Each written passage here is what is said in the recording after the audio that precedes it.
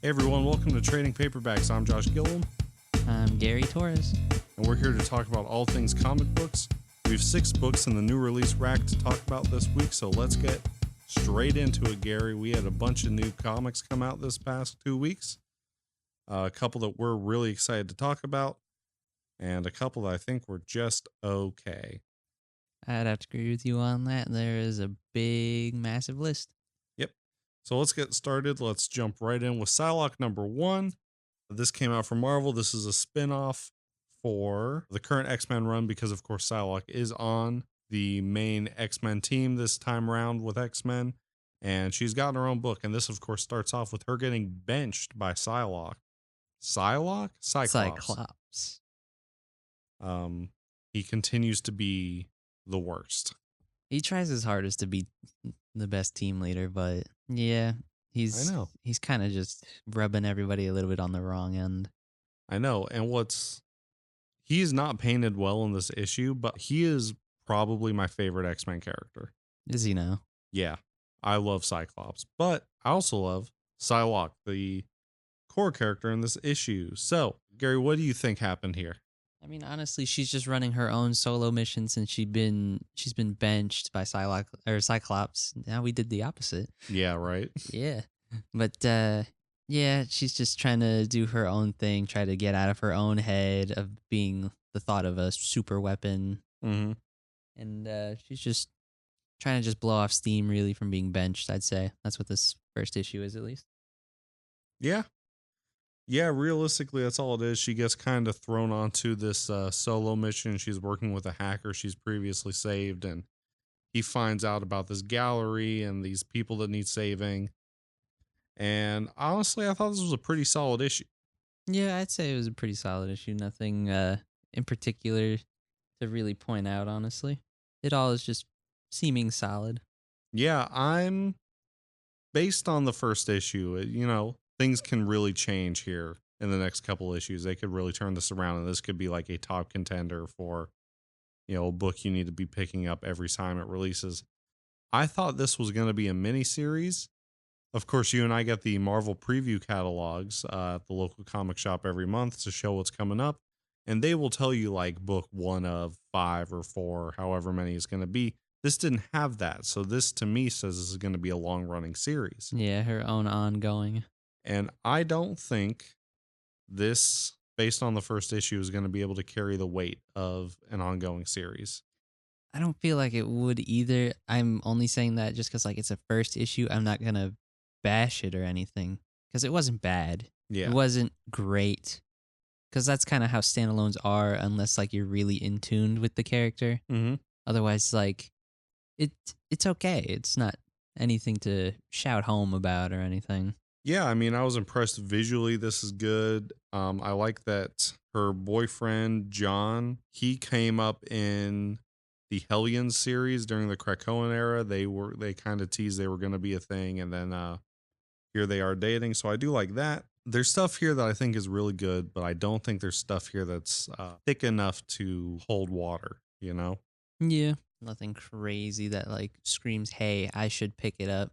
Because she's constantly going to be in a fight. The fights are ended fairly quick because she's very trained. Yeah. Since a child, she has her psychic abilities. Yep. That like enhance her ninja skills. So the fights aren't lasting very long.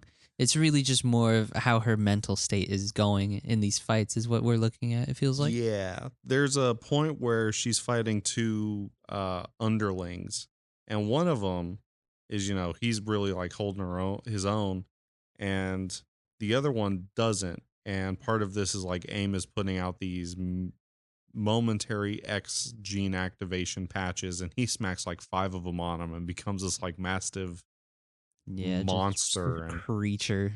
She just handles it. Yeah, it's just done. Of course, we're also like, the big thing about this book is, these people are experimenting and human trafficking all these kids. Yes. These young mutants, and the mutants that just get their abilities. Yeah, so I think that's what she's gonna be going after, at least here in the first couple issues before things probably pick up. Yeah. This has not a bad rating. Like I always say, we use League of Comic Geeks for all ratings. And scores for these books, it's sitting at a 94 at the moment. So people seem to like this. I guess we're outliers here. So Yeah, we're just not in tune with the characters. I'd say that's just me at I've read least. her in a bunch of stuff. I think she's been written really well. I think she's written well here. I think the story itself doesn't have enough substance. Yeah, well, it If is a this first was issue. if this was the start of a miniseries, I would say absolutely go pick this up. But for an ongoing, I want to see how the next couple issues play out. Yeah, I'd have to agree with that. It's just it's a first issue. It's slowly getting the ball rolling since it's not a of 5 or an of thing. It's just an Yeah. ongoing. So it's Yeah. probably going to interlock and intertwine still with the main X-Men run that's going on currently, and then probably bounce back and forth a little bit with some of the characters. And maybe I'm not blown away because I've read a couple like really, really incredible number ones recently. A lot of titles on our list for today had like blew me away. Like half of the titles on this list had amazing number one issues. Yeah, we're just a little bit on the spoiled side at the Well, minute. I think that's the case because, of course, Gary, our next book is Absolute Batman number two, Oh my goodness. a book that took the most time out of episode one for us to talk Can about. you blame it though? Can I you can't. honestly? I It's can't. too good. Scott Snyder is he's knocking this out of the park. Popping I out one mean, after another, just straight 100s. I don't want this arc to end. And we're only 2 issues in, I think Absolute Batman is going to be a long form story because, they're going to have to merge things together with the Absolute universe. I guarantee we'll get like a Absolute Justice League book in like a year or two. Yeah, I wouldn't be opposed. It's the only thing DC related that I've picked up and read with you besides Absolute Superman. And it's making Yeah. me think, like, what am I missing out with these Absolute series from DC? I know. I've yet to pick up Absolute Wonder Woman. It's just like it hasn't been an option for me. No one has it. Yeah, it must have been picked up and been good that fast then. But God, Absolute Batman and Superman are really good. Everyone go read these. Please. But locking Begging. in on Absolute Superman number two, man, he is plowing through Black Mask's gang here. Yeah, he really is. Mm-hmm. Just making quick work of them. He is. I love the fight scenes. It's drawn so well. I mean, And they're more gruesome than regular Batman, where it's like, oh, he's just gonna like knock you out. He might break a few bones here and there, but he's like casually getting stabbed, still getting up, has multiple knives, multiple injuries of his own, but he makes them even worse. He inflicts them even worse than regular I know. Batman would. He's a brute. He's huge. He's a tank.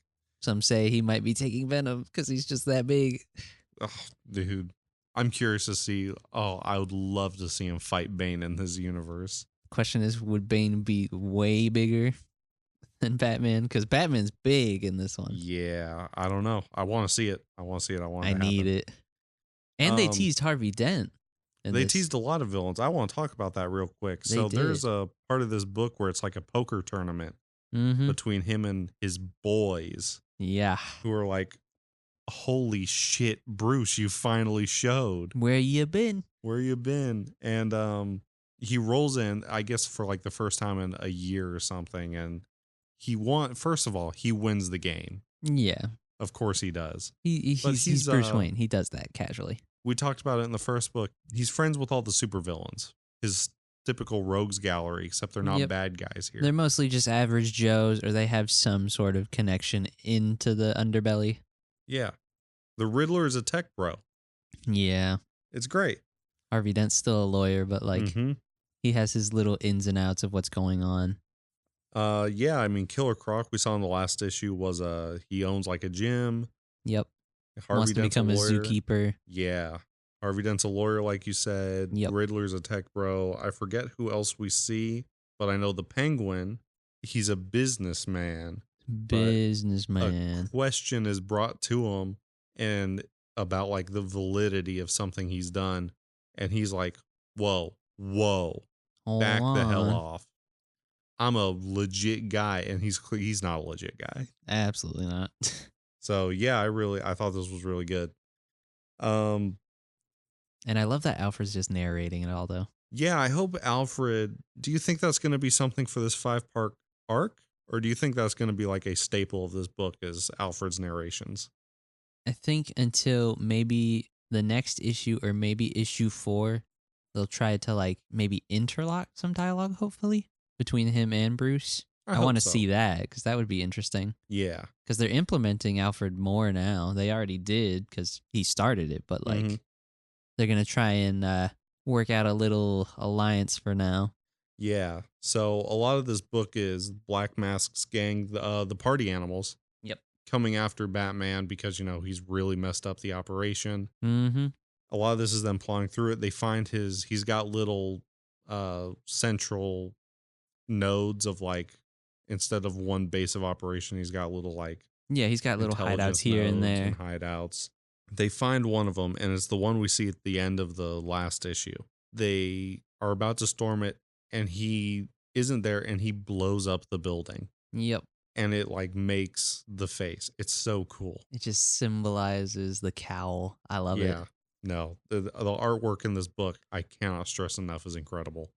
It's fantastic. But of course, we see the finale of this book is he's trying to raid a hideout. It's not going well. The police are around him. The police have a presence in this book because Commissioner Gordon, who I guess is Mayor Gordon here, Yes. he's in the hospital. He's not doing well. They're talking and they're saying, "Hey, you've really screwed this up. You're really not doing your job." But Batman is being tracked down by the police, the party animals, He's just got and everybody on his back. yeah, Alfred is saying, Alfred's the only one that's saying, "Hey, I'll help you, but we got to get out of here." yeah, because Black Mask had set him up. Mm-hmm. He came up on a screen. He was like, "Yeah, I alerted the police. They're on their way. You're screwed." We could talk later if you want, but first thing you got to do is survive. Yeah, so Batman takes a couple people out, then comes across Alfred, who's like, "Look, I want to help you out here. I think I could do a lot for you. I've got this intelligence and this. Give me a minute of your time." And Batman's You like, got 30 "Yeah," seconds. he's like, "You have 30 seconds." Can the 30 seconds wait till we escape the building at least? Yeah, he's like, "Oh, I've got a car out back." He's like, "We don't need it." He's like, "Why?" He's like, "We're in mine." And we get his Batmobile reveal, and it is a humongous dump truck. Construction vehicle. Oh my god, it's beautiful. I write notes on these comics so I can like keep track of what we've talked about, what I was thinking at the time. I wrote here, how the hell haven't the police caught him yet if he's driving around a big ass dump truck? Man's just hopping and leaping across buildings, slipping into the sewers.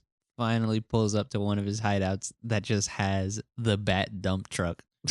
If the police can't catch him, it's their fault. It really is. There's just no way. He put a bat bulldozer on it. Did you notice that? I did. It's just If they ridiculous. can't get him, they are the worst cops ever.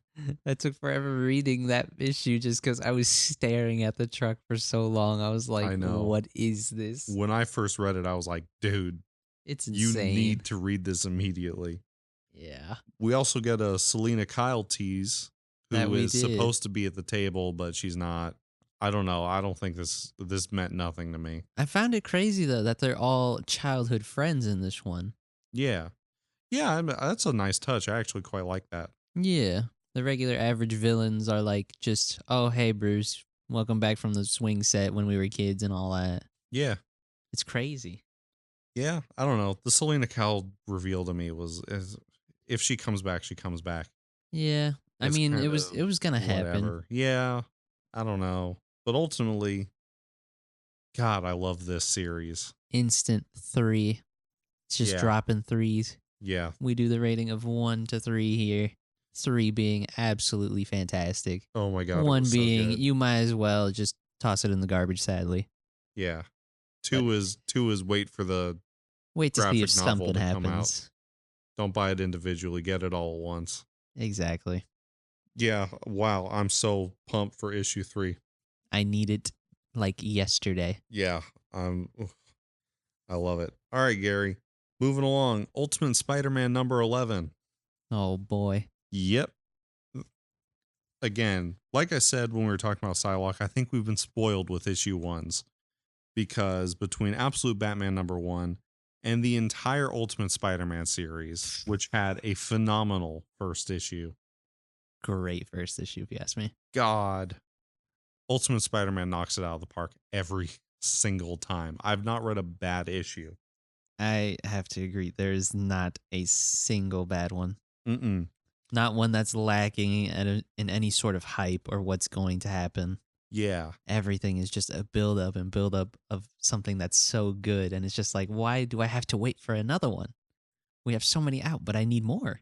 Yeah. And you know what I really appreciate about this is since this Peter Parker has met the Green Goblin, Harry Osborn, they've kind of been working in tandem.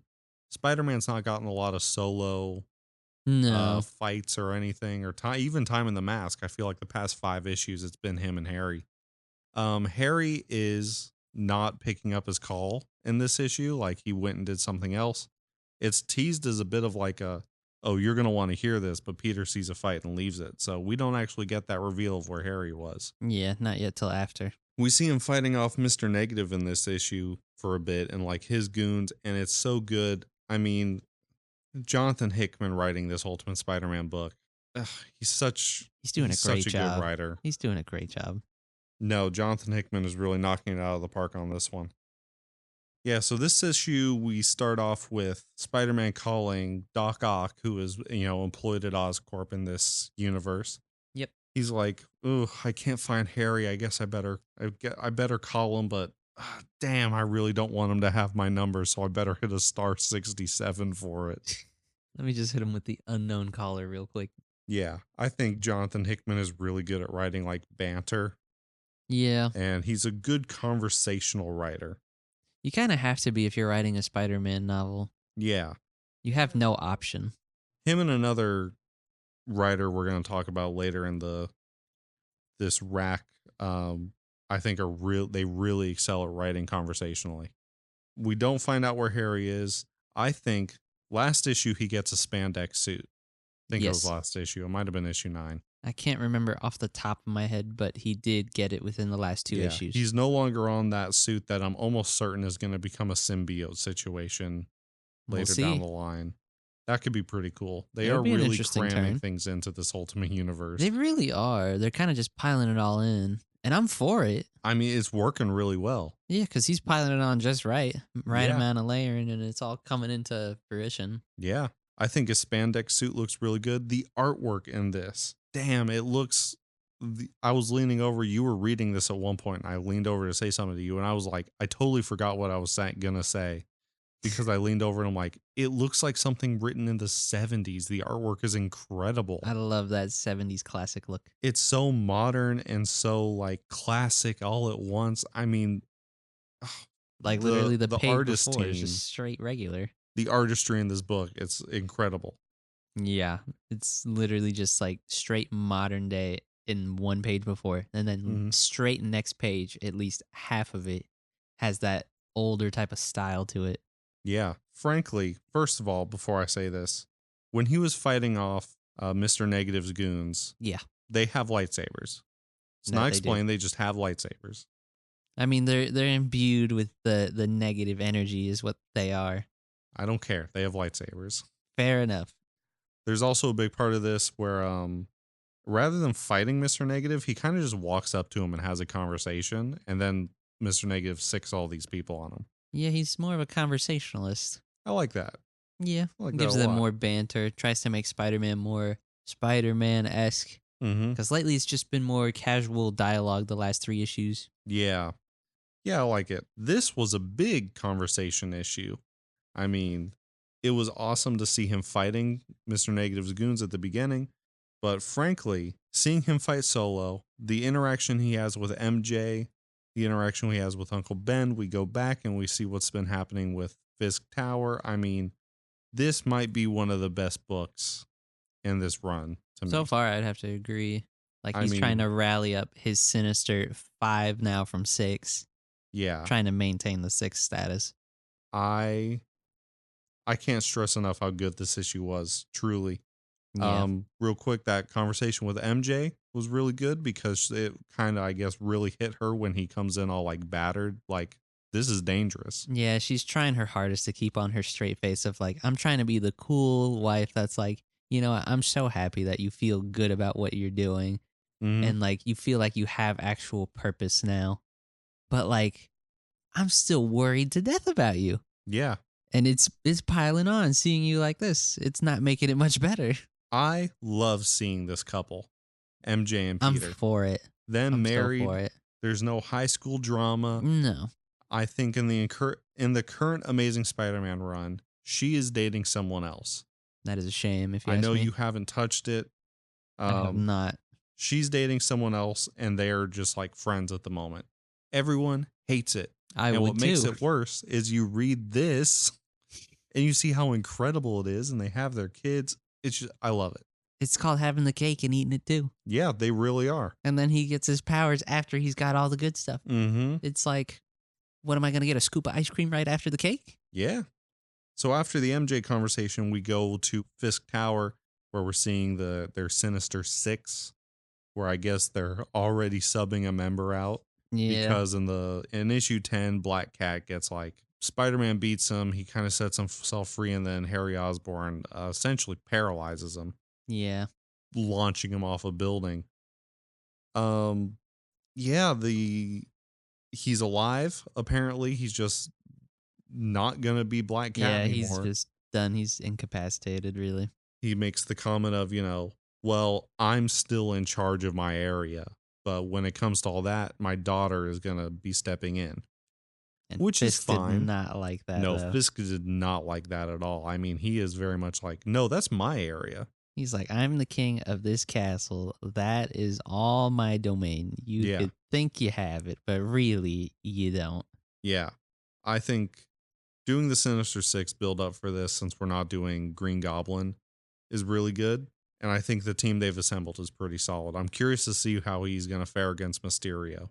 That'll be an interesting fight, really. Yes, but I know the one coming up is going to be Craven. You think so? I know so because we kind of get hints as to who's he's fighting and which one because, we don't get the Mr. Negative fight from the cover on this one, but it is very much like, I think even the description came out for issue 13 and it's Craven's on the cover and he's fighting Craven in issue 13. I think next issue 12 is more of going to be a fun You Christmas think it's like adventure. a filler, probably? I really hope it's a fun Christmas thing. I mean, the cover does have him in the Santa coat and the hat. I love it. I love it. He's delivering the presents, probably. Yeah. I'm a little confused, Gary, on why the cover includes Black Cat. I think she was in maybe 3 panels of this book. Yeah, she was. I think they're trying to tease that they're going to put her into the next one. I don't like that. I don't know. That's my assumption, though, that they're just going to throw her into the next issue. Because I wrote it down. I had a whole note on this. Why have the covers been so misleading? Yeah. Because I know issue 10 featured a Green Goblin hoisting J. Jonah Jameson, and it's like the Spider-Man mask he's watching, it looks like they're about to fight. It's not what happens.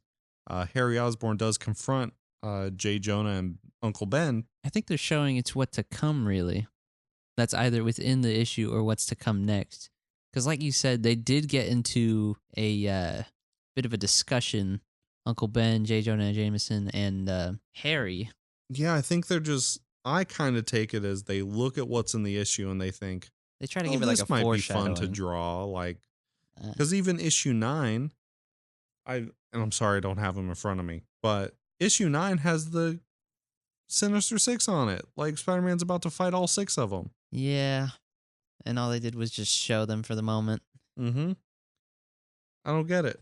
I think the big part of this book, and I think what I'm going to remember most from this, is the conversation he has with Uncle Ben at the end, where we get the reveal that he has known he's been Spider-Man For at least for a at week. for at least like a month. Oh, yeah. And the conversation they have is It's very deep. it's very deep, it's very powerful. Yeah. I mean, he's really going on because I think he's about to say to him, like, yes, I'm Spider-Man. And Ben cuts him off. He's like, never say it out loud in public again. Yeah. He's telling him, like, Just keep it to yourself. yeah. Because he's like, I figured it out. Jonah Jonah Jameson is going to figure it figured out out as well. eventually. And if we can figure it out, other people can figure it out. So you need to, You need to rein it in a bit. yeah. It's, to me, it almost was the opposite of the with great power speech. Yeah, because I feel like in this run, he's already got the concept so far of great power comes great responsibility. Since Mm-hmm. a few issues early in, he was already discussing it to Harry that like Yeah. they have the power, they need to take the responsibility. Yep. So now Uncle Ben's just like, you need to protect what's close to you Yeah. and need to do it the best possible way you can with or without your powers. Yeah. I think it's really interesting that that comes from Ben, the one who normally is saying, if you can help, you need to help. And now that he is helping, he's saying, this is dangerous and I don't want to see you get hurt. I don't know if you should be doing this. I thought that was really strong and really powerful. Yeah, it's showing true uncle love. Yeah. No, I think this was just an incredible issue. It really was. Like I Yeah. said, this might be my favorite issue thus far. Yeah, we just need to see what comes next is all. I'm really excited for issue 12. I just I need am. more. I'm always craving for more. I know. Jonathan Hickman, he's one of my favorite writers at Marvel. I mean, he did that Doom comic recently. He was the head of X for a while. Man, I love him. So, moving right along from Ultimate Spider-Man, Wolverine number 3, Gary. Oh boy. What'd you think of this issue? It's better than the previous issue I agree. because it's finally leaning away from Wendigo being a 16-year-old boy, giving the whole backstory of him from the previous issue. Mm-hmm. And they're just trying to move it along as fast as they could. It's Yeah. just, please move it a bit faster though. Because I know it's trying to give Wolverine a bit more of a human side because they showed in the first issue that he's basically turned animalistic. Mm-hmm. And the kid turning into the Wendigo is trying to rein him back in after Nightcrawler was looking for him to ask for his help. Yeah. So, like, really, it's just another push along, it feels like, to the next one. I was so excited for this run after reading the first issue because this was the third of this stack where this had an incredible issue 1. Yeah. Seeing everything happening with Cyber, I was so excited to see the continuation of it. And we finally get a little bit of that, but it's like a tease at the end. It's really just a teaser with Lady Deathstrike. I think derailing this with the Wendigo stuff has hurt this book a little bit, in my opinion. That's not to say it's not good, but I wish it had been moved along a little faster. Yeah, just picked up the pace a bit because it's trying to make Wolverine a bit more appeal to his human side. Mm-hmm. Instead of him being like a total animal the whole time. Like the first issue, like I said, is just he's a complete animal. He's running with a pack of wolves. Yeah. Just pick it up a little bit. The issue wasn't bad. It's just it's still feeling slow. Yeah. And I think what defers this from like Psylocke for me is I think this was a weaker issue, not because I am like hesitant of it, but because I'm really excited for what's to come with Cyber and him finally fighting, and something's going to happen with Department H, I'm sure of it. Yeah, I'm really excited for this Wolverine book. Issue 1 really set the bar It's really set high it for me. real high, yeah. And I'm Just the issues to excited. come after so far just set it a bit on the low, but I need it to be further high again. I think issue 2 really should have been something more akin to this, fighting Department H, fighting his way out of the woods. But I get, for whatever reason, they felt they needed to include this Wendigo storyline. I guess it's going to have to be okay because I'm hoping that with this tease at the end, we are getting back to Cyber and now he has Lady Deathstrike with him. Yeah. Cyber's just building his own army by the look of it. Yeah. And it's not even Cyber doing it. Cyber's being controlled. Yeah, he's being controlled by this metal that This gold metal controls that and just wants to absorb other metals. yeah, it connects to like adamantium based things. Lady Deathstrike's nails being adamantium, Mm-hmm. Cyber's arms and whatever else he's got on him being adamantium. Yeah. In the long run, they're gonna want Wolverine because his whole body's adamantium. So. Yep. Yeah, so I'm really excited to see where all that goes. I mean, this was a good issue. I'm just like, I need a bit more. I wanted more, you know? Yeah, I feel like I'm still lacking. Yeah. So whereas like with Psylocke number 1, I kind of want to see where this goes because I felt like that was a good issue, but It's It's not maybe strong enough not yet. what I would have wanted to see. This is a weaker issue because I saw what I wanted to see and it's not continuing with that track. Yeah, it's showing its potential right out the gate, and now it's like slow and steady, trying to win the race, running out of breath a bit. Yeah. Now this is a ongoing series because God forbid Marvel doesn't have their ongoing Wolverine series. Yeah, when do they not? But I'm pleased with the book and I really want to see more from it.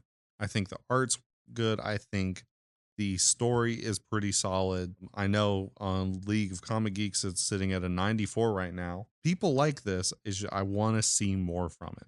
Yeah, it just needs a bit more of a push, is all. Agreed. Also, something I want to point out is there is a man attacked in the second issue, and Wolverine goes to like heal him by giving him some of his blood. But at one point, like he pops his claw out after taking some of his costume and essentially like Trying to bandage the tying it off. wound. Yeah. Yeah. I thought he was going to amputate him.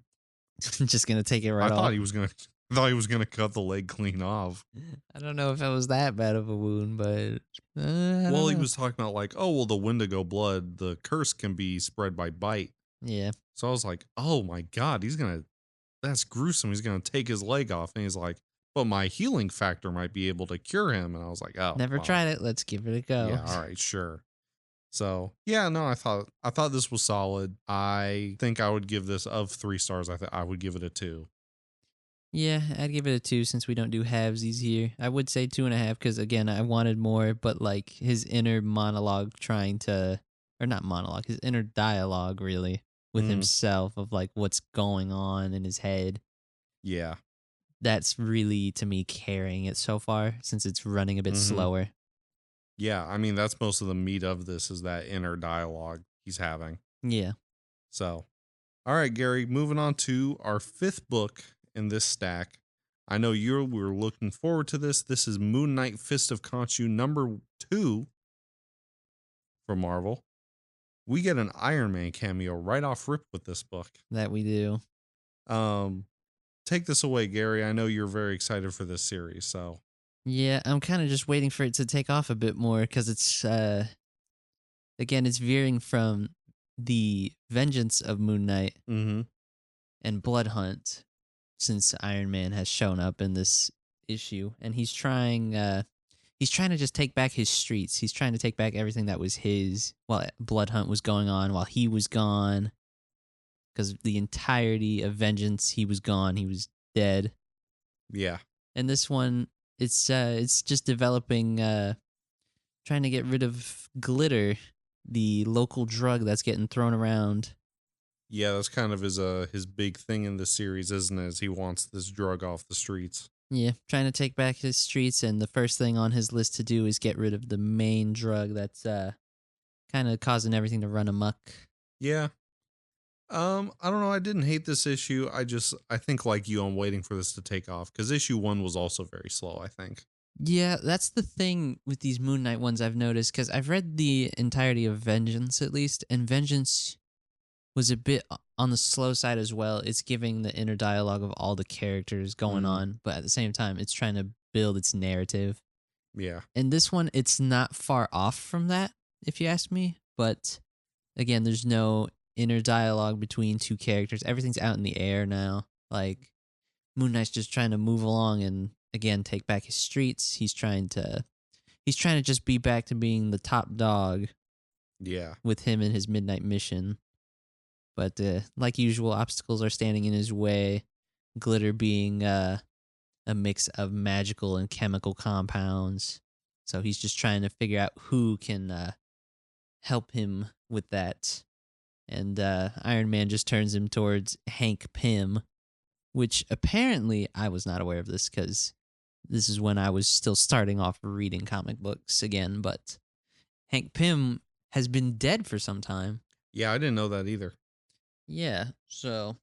And he had a deep connection with Tigra Mm-hmm. that they had a child together. Didn't know that either. Yeah, they discussed it in this issue that they had a child and that he's come back. But I wonder how they're bringing him back, how he comes back. I'm unknown to all these, but I'm interested. It's still again on the slower side, but I'm interested. It is a very slow build, but I am, like you, very excited to see where this goes. I love that they brought 8 Ball into this because he just so casually flips a car. Yeah, just pulls out the pool cue and says corner pocket, flips the Yeah. car.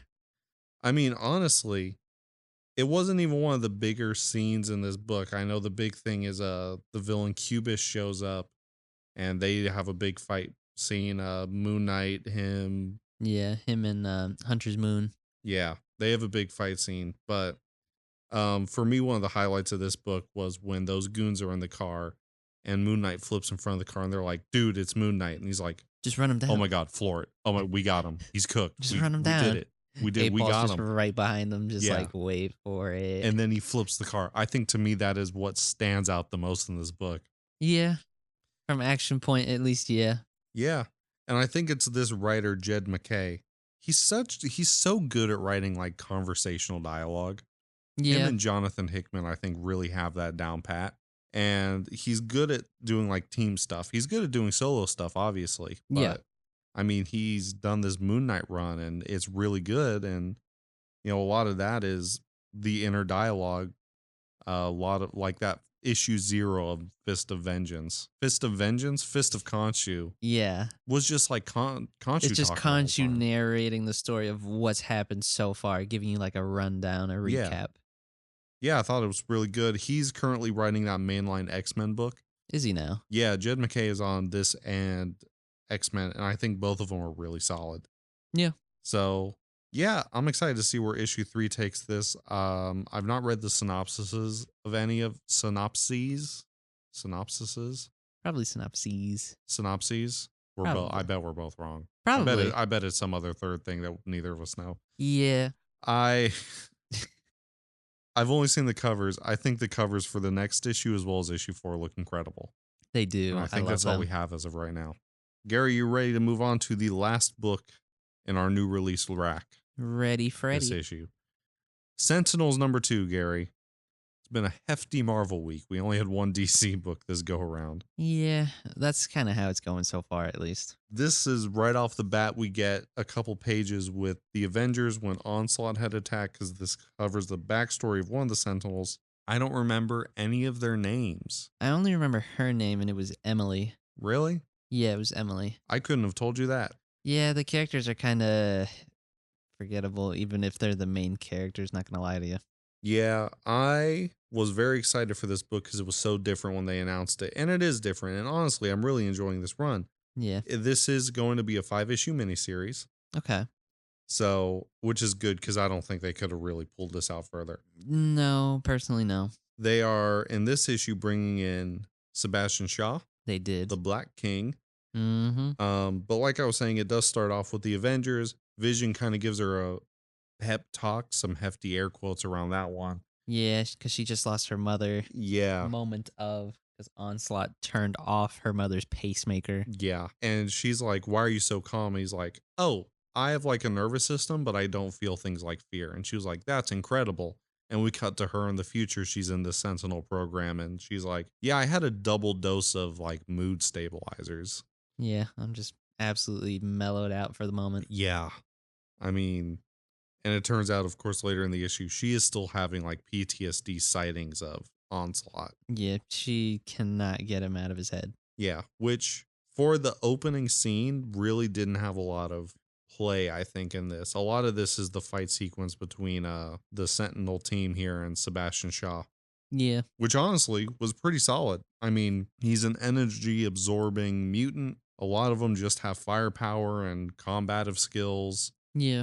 So, and then finally we do get this one Sentinel who also has energy absorbing powers. So the new one, Emily. Yeah. That this issue is just surrounded on. Mm-hmm. Yeah, I mean that was most of this book, and I think it was pretty solid. There wasn't too much going on. It's really just a backstory because she's the new recruit in this one. Yeah, and this book is sitting at 92, so I think it's good. It's good. Yeah. I mean, you can't really have expectations for this book. It's characters you haven't heard of. It's giving references to current characters that you know of Mm-hmm. and villains you know of, but like it's its own standalone thing, really. I don't think this series is really gonna, and I get it's like it's a new thing. We're just starting out. I think the third issue is where things are kind of gonna start getting really interesting. Yeah, because they did this whole issue already with trying to give some idea of who she is. Yeah. Even though they didn't do it with the other characters, they just said this is this person, this person, this person. Mm-hmm. It's like, all right, who's this new person then, I guess. Yeah. I know we get more play with the main character, and he's going to get a lot more, I think, because it turns out his ex wife is like taking money from someone, as revealed in the end of the book. So I think he's going to get more play, and I think we're going to like really ramp up here with the third issue Yeah, because the third issue's villain is Magneto, seemingly. is it now? Yes, the whole third issue synopsis starts off with like enter Magneto. So, should be pretty interesting, I think. Yeah, Magneto always has been an interesting character. Yeah, going forward, I'm more excited to see what this book has to offer, especially with the teases and knowing that Magneto is coming. I Yeah, think this should be pretty solid. I mean, this was a solid issue fighting Sebastian Shaw. I'm not really let down by this book. It's just kind of there, I think. yeah. I think that's how it's gonna be most of the time. There's not too much hype for this, if you ask me. Yeah, this almost to me seemed like in this From the Ashes relaunch with X-Men and Marvel, this was almost like a padding book. Yeah, this is more of like if you like what's going on right now with the current major runs of things, then like you could take a look at this and this is like its own thing of like a Yeah. breather type of read. So you don't have to be like on the edge waiting, you know? And really, I hope I'm proven wrong. I hope this like really ramps up and has like big stakes. Yeah, even if it is just a 5 off, Yeah. like 5 offs usually can have some promising changes here and there. Yeah. So I'm excited to see where this goes. Gary, you ready to move on into our next segment? That being, what have we been reading? I think I am ready. All right. Well, Gary, I think you started off last week. I'm going to start off this week Appreciate it. Appreciate it. because I'm sure you need a moment to gather your thoughts. I do indeed. We absolutely plowed through all of these books today. So And everything so far, I'm pretty sure we've discussed already what I've read. So oh yeah, basically me too. I mean, I plowed through most of Ultimate Spider-Man. I'm still reading through some of the X-Men stuff. I'm currently hitting more of the Fantastic Four run that I talked about in the last issue. I finally caught up with that, so I was reading that for a while. I started reading through Jed McKay's Moon Knight run because you have read through like Vengeance and Fist of Khonshu up to this point. yeah, those are like the afters to Yeah. the main Moon Knight run, the one of 30. So I haven't read any of it. So I'm like 4 issues into that Moon Knight run, and it's pretty solid. I mean, if you liked Vengeance, like you said, it is a little slow and conversational, but I think it's really solid Yeah, actually. it just gets more interesting as it moves along, is why I'm staying intrigued with it. Hmm. Not fully dumping all my cards into it, you know? Yeah, no, I think it's really solid. I also got a chance to read through more of the Phoenix books that's currently releasing. I kind of back catalog those out of my own box of comics that I keep pulling it. It's just I'm reading so many other things that Yeah, your list just keeps growing, is the yeah, thing. So at least for this segment, you fill this segment out. yeah, I really do. I mean, it's good. Issue 5 release today as we're recording this, and I'm really hoping that it continues on. She's going to be fighting Thanos coming up. I mean, she's kind of taking on the Black Order at the moment, protecting in the first couple episodes a very specific race, but you know, it's Thanos, so now she's protecting everything. Yeah. Yeah, I think it's really solid. I also finally got to read some of my other back stuff. I've been collecting the Marvel and Disney What If series. Oh boy. So I finally got through What If Donald Became Wolverine and Thor, and today I got through those because today What If Minnie Mouse Became Captain Marvel came out. Yeah, I mean those are just fun little books. I mean you got Huey, Dewey, and Louie are in them too. It's just a nice little So pastimer when you don't it want to read is. the mainstream. Yeah. It's something to like turn your brain off where it's like, God, I don't need to know 14 books of lore and Oh gosh. I need to read all of Blood Hunt to understand what Raid Blade Red Band is about. So You yeah, don't have it's to nice tell for me. that. Yeah. But That's a whole mess, that one. yeah, so that's some of the stuff I've been reading. I mean, I kind of really focused on getting caught up with everything for this new release rack. So I didn't read as much Yeah. free. Just about So everything we've talked about already is like majority of what's been said and read. yeah, Because I have honestly like almost nothing in my repertoire besides what's been going on for yeah. these segments. You and I had a lot of Ultimate Spider-Man to catch up on. Yeah. So, If that didn't eat most of our brains up, then oh my God. we could have had this segment a bit more filled out. But Josh, you filled it out fantastically, like usual. Oh, thank you very much. I know in the coming weeks, we should have a bit of an easier time managing this where we shouldn't have to read 11 issues of Ultimate Spider-Man to catch up. Yeah, so far we've locked down at least a bit more, so we're a bit on the easy offside. Yeah. Besides December showing up, though, our big whale month. December is such a big month, but then it rolls into a bigger month with January. Yeah, I'm only saying it's a big month because it's the holidays month. Yeah. So, Gary, talking about what's coming out, let's get into our next segment, the pool list. The pull list. We love the pulls. Oh, we really do. What kind of stuff, Gary, do you have coming out in the next 2 weeks? Keep in mind that the week of December 4th, our next episode will be coming out. So, next week we have a break, and then the week afterwards, we will be coming back talking about the stuff of next week and the week after. What do your pool lists look like For coming out? the next 2 weeks, I have only two. I'm going to be honest, Light weeks. very light because December is hitting, Mm-hmm. but I don't have anything for that first week of December. Really? Nothing's coming out that first week of I December for you. have stuff coming out the wazoo for the rest of that month, but that first week is drier than the desert. Oh my I'm going to God. be honest. All I have for those first 2 weeks is the second issue of Blade Red Band and Spirits of Vengeance number 3. Oh, does Spirits of Vengeance number 3 drop next week? That it does, Josh. Oh, That man. it does. And the cover absolutely looks I fantastic. think I saw that. Is that with the 3 of it? Yeah, that looks really good. I like that. Good grief, Gary. You have 2 books coming out over the course of the next 2 weeks, man. I have 9. Oh my goodness. Yeah.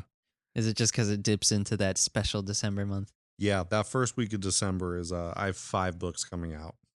Oh, wow. Some of which we'll be talking about here on Trading Paperbacks, but some we will not. Next week I have a bunch of books. Iron Man number 2, as well as Uncanny X-Men number 6 are coming out next week that I'm looking very forward to. This Uncanny X-Men line is so good. It's fantastic.